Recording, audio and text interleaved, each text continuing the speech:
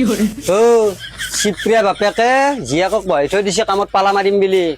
আমিও কম চিয়া নাই নহয় নহয় মই কি কৰি চাই থাকছো ও মাই তুমি কোন ক্লাছত পঢ়া ক্লাস 4 ক্লাস 4 নম্বর কিমান 2 বাহ পড়ত ভাল দেউতাৰে যে খুব বেছি পাপা যে কবাত গেছি দে ভালে আছে দে বাকি আৰু খেলা ধূলা নেখেলা